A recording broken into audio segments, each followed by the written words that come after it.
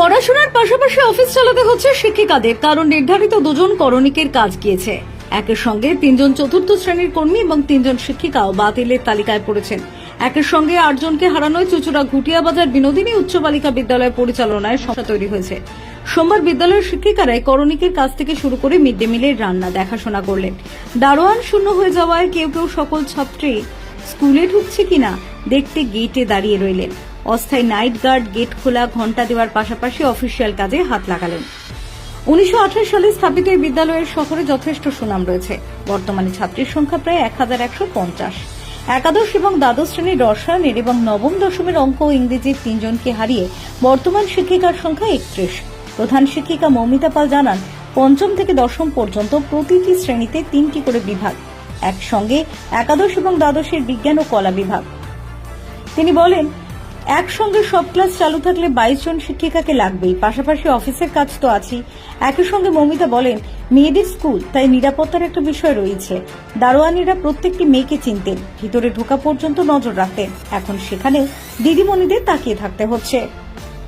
Bureau report, Kolkata mirror.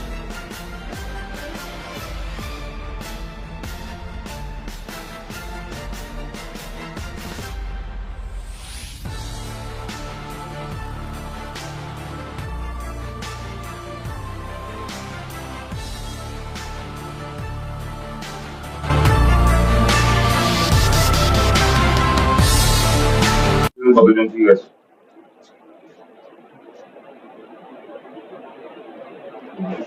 এই মুহূর্তে আপনাদের সমস্যাটা কি? কতজন ছিল, কতজন গেছে?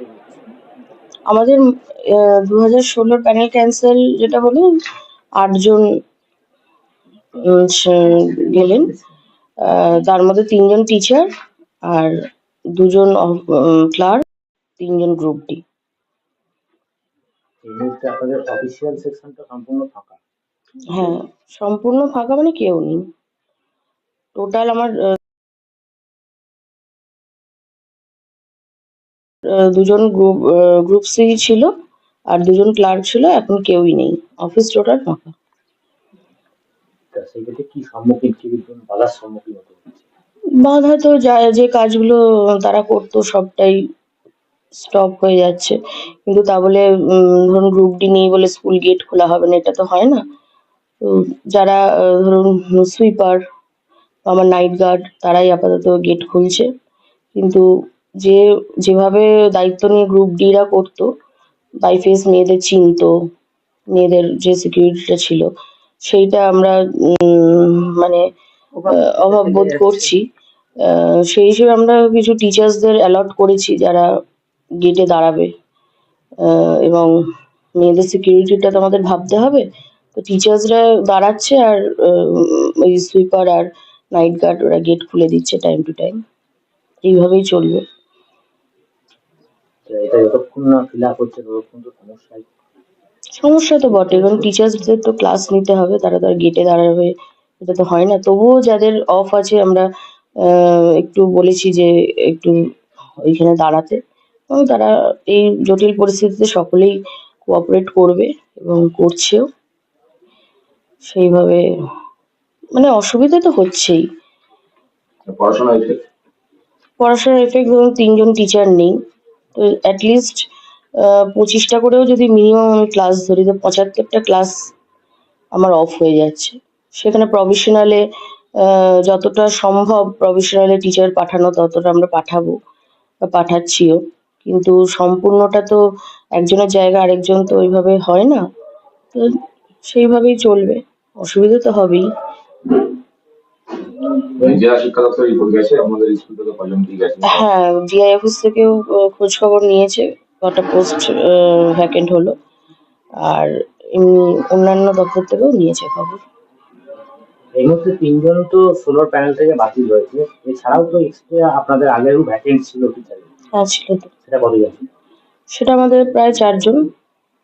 টোটাল এখন আপনার 7 জন টিচার কমলো, হ্যাঁ সংখ্যাটা কমেছে। এই ক্ষেত্রে পড়াশোনা চালানো মানে ক্লাস চালানোটাও তো সম্ভব হয়ে উঠবে। হ্যাঁ, ক্লাস চালানো খুবই অসুবিধা, টিচারদের উপর প্রচন্ডই চাপ। তাদের এক্সট্রা ক্লাস মানে যা তাদের নেওয়ার কথা তার থেকে তারা বাড়তি ক্লাসই নেয়, তবুও স্টুডেন্টসের স্বার্থে এটা আমরা করে থাকি, কিন্তু এটা মানে প্রচন্ডই লোড। আর এরপরেও ধরুন এই যেটা 3 জনের বাতিল হলো, এদের এক্সট্রা লোডটাও পড়বে। কারণ আমরা তো কোনো সাবজেক্ট অফ করে দিতে পারবো না, যে ক্লাসে যে যেটা পড়াতো সেটা সেই টিচার নেই বলে সাবজেক্টটা অফ হয়ে যাবে, এটা তো হয় না। সেটাকে আমরা অন্য টিচারদের দিয়ে যেভাবেই হোক আমরা চালাবো। কারণ মেয়েদের তো আমরা ওইভাবে ওই সাবজেক্টটা অফ করে দিয়ে ওই সাবজেক্টটা পড়ানোই হবে না স্কুলে, এটা তো হয় না। এইভাবেই আমরা চালাবো। এর সাথে অফিসিয়াল কাজকর্ম কিরকম রয়েছে এখন?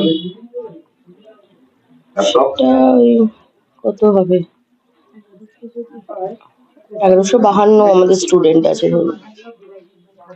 কতজন রইলো এখন তাহলে? 31। এখনো কি কোনো অর্ডার এসেছে আপনাদের কাছে? না, এই মুহূর্তে কোনো এখন অব্দি অর্ডার আসেনি, মেলে কিছু আসেনি। যারা যাদের চাকরি বাতিল হয়েছে তারা কি আসছে না? তারা পরের দিনটা এসেছিল, তারপর থেকে আর আসছে না।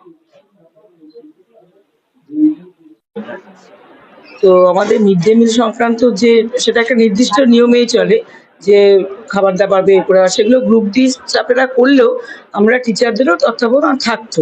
আমরা রেগুলার আমাদের একটা রুটিন ছিল, প্রত্যেকে এই দিনে এই টিচাররা গিয়ে ওখানে দাঁড়াবে, দেখবে ডিস্ট্রিবিউশন, মেয়েদের কি খাবার পছন্দ অপছন্দ সব কিছু নিয়ে তারা একটা সুপারভাইজ করতো। তো এখন এই পরিস্থিতিতে গোটাটাই কতটা অ্যামাউন্ট কি বের হবে, কি ব্যাপার, প্রত্যেকটা ঘরে ঘরে গিয়ে সংখ্যা নেওয়া, সেগুলো কিন্তু মূলত ওরাই করতো আমাদের। হ্যাঁ, আমাদের একটা সুপারভিশন থাকতো। তো এবং ওরা খুব এফিসিয়েন্টই হয়ে গেছিল, ওদেরকে শেষে দেখতে হতো না ওরা ভালো ভালো। তো এখন সেই দায়িত্বগুলো আমাদের উপরে এসে পড়েছে। ক্লাস তো আছেই, সেগুলো তো বেশি বেশি পড়লোই, তার সাথে আবার এই দায়িত্বটা আমাদের হিসেব করে বের করে দেওয়া, এই মেয়েদের কত কোন ক্লাসে কত মেয়ে খাবে সেগুলোর হিসেব রাখা, সেগুলোকে ইনফর্ম করে যারা কুক আছে তাদের জানানো, এই ব্যাপারগুলো আমাদের এবার রেগুলার সেটা করতে হবে এই টিচিং এর সাথে সাথে। এগুলো কারণ অফিসের কাজ তো রেগুলার অনেক কিছুই থাকে, সেই কাজের দায়িত্ব আমাদের টিচারদেরকে নিতে হবে। তা নাহলে তো টিচিং এর ব্যাপারটা যেমন টিচাররা ভাগ ভাগ করে ঠিক আছে, কিন্তু অফিসের দায়িত্ব রেগুলারের ব্যাপার, অফিসিয়াল কাজকর্ম জমা পড়ে থাকবে, সেটা তো আমাদের সকলকেই দায়িত্ব নিতে হবে যতদিন না এই সিচুয়েশন থেকে না বেরোনো হচ্ছে। তো অসুবিধা তো সেক্ষেত্রে খুবই। আমার নাম রাজ্যশ্রী পাল। চিন্তা ছিলেন? হ্যাঁ, তাদের উপর তো আমরা খুব নিশ্চিন্ত ছিলাম, বিশেষ করে আমরা মেয়ের মা। একটা গার্লস স্কুলে মেয়েরা যে স্কুলে ঢুকতো কি ঢুকতো না, আমরা বেশ দায়িত্বে থাকতাম। মানে ওনারা যে দায়িত্ব ছিল আমরা নিশ্চিন্তে থাকতাম যে ওনারা দায়িত্ব সহকারে কাজটা করতেন, আমাদের চিন্তা ছিল না। হ্যাঁ, কিন্তু এখন তো ভীষণ চিন্তা হয়ে গেল, কেন আমার ক্ষেত্রে আমার মেয়েই যেমন পুলকারে আসে, এবার গাড়ি থেকে নেমে আদৌ ঢুকছে কিনা বা সেখান থেকে বেরিয়ে যাচ্ছে কিনা, সেটা তো একটা ভীষণ চিন্তার বিষয়, যেটা আমরা খুব নিশ্চিন্ত ছিলাম। এটা খুব ভয়ের বিষয়, কারণ রোজ তো আর ওর সাথে আসা আমাদের সম্ভব না, আমাদের কাজ থাকে। তো এটা নিয়ে আমরা খুবই চিন্তায় আছি এবং খুব দুঃখজনক একটা ঘটনা। সেটা যদি কোনোভাবে কোনো ইয়ে করা যায় পুরা হয়। সরকারের দ্রুত এই পদক্ষেপগুলো কি নেওয়া উচিত?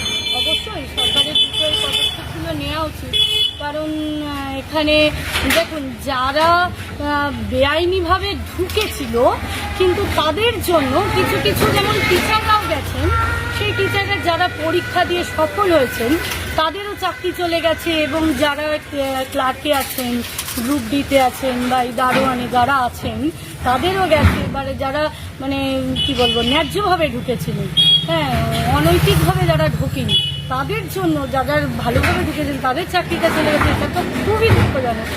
এবং এই নিয়ে বলার বলতে সরকারকে আমরা সরকারের কাছে ইয়ে করি যে আপনারা এটা দ্রুত পদক্ষেপ নিন, যেটা ভালো হয় সেটা তাড়াতাড়ি বিবেচনা করে সেই জায়গাটাকে ঠিক করে আনুন। এবং এতে ছেলেমেয়েদের পড়াশুনোরও অনেক ক্ষতি হবে, অনেক টিচার চলে যাওয়াতে ক্লাসেরও অনেক সমস্যা হবে। তারপর যারা ধরুন এই মাধ্যমিক উচ্চ মাধ্যমিক দিয়েছে তাদের অনেকে খাতাও অনেক টিচাররা দেখছেন, সেক্ষেত্রেও হয়তো হতে পারে, আমাদের ধারণা নেই, কিন্তু যদি হয় সেটাও খুব খারাপ হবে, ক্ষতি হবে। তো সরকার এই নিয়ে যদি দ্রুত পদক্ষেপ কিছু নেন তাহলে খুব ভালো হয়। কি নাম দিদি আপনার? পৌলমী মুখার্জি। কোন ডিপার্টমেন্টে? আমি ডিগ্রি অফিস স্টাফ। আচ্ছা, অফিসের যত কাজকর্ম সব আমার। তারপরে কি আপনি রিটায়ার্ড হয়ে গেছিলেন? হ্যাঁ, তারপর এখনো আমাকে সব কাজ করতে হয় এবং দেখেছি বসদি সব কিছু রবি বাবু, হ্যাঁ, বসদি সেক্রেটারি বাবু বলেছে লোক কাজের পরিবার কাজ। এখন তো এই মানে গেট খোলা বন্ধ করা যে যারা ছিল সবাই তো চাকরি চলে গেছে তাদের। হ্যাঁ হ্যাঁ, সব তো চাকরি চলে গেছে ওদের, ওরা আচ্ছা। এখন নেই। আচ্ছা। এখন মোটামুটি সব আমি একাই বর্দি যা বলে তাই করি। এখন তাদের কাজগুলো সব কিছুই টুকটাক করে করতে হচ্ছে। হ্যাঁ, টুকটাক করে করি, বর্দি যা যা বলছে সেইগুলো আমি করি। আচ্ছা। বর্দির পরেই সব নির্ভর, বুঝলেন তো, বর্দি যা বলবে তাই। আর সেইখানে রঞ্জিতবাবু বলেছে তুই কর, রঞ্জিতবাবুর অনুরোধেও করছি, বর্দির অনুরোধে বেশি। গেট ফেট খোলার এখন কেউ কেউ তো নেই তো। না ওইসব আমি করছি আর কি করবো। আর ওদিকে এই বাবুরাম আছে ঝাঁট দেওয়ালো, ওরেও একটু মাঝে মাঝে বলি, ও করে দিচ্ছে বাবুরাম। এখন সব কিছুই আপনাকেই করতে হচ্ছে হ্যাঁ এই এদের কাজগুলো। হ্যাঁ, কি নাম আপনার? আমার নাম কার্তিক পাল।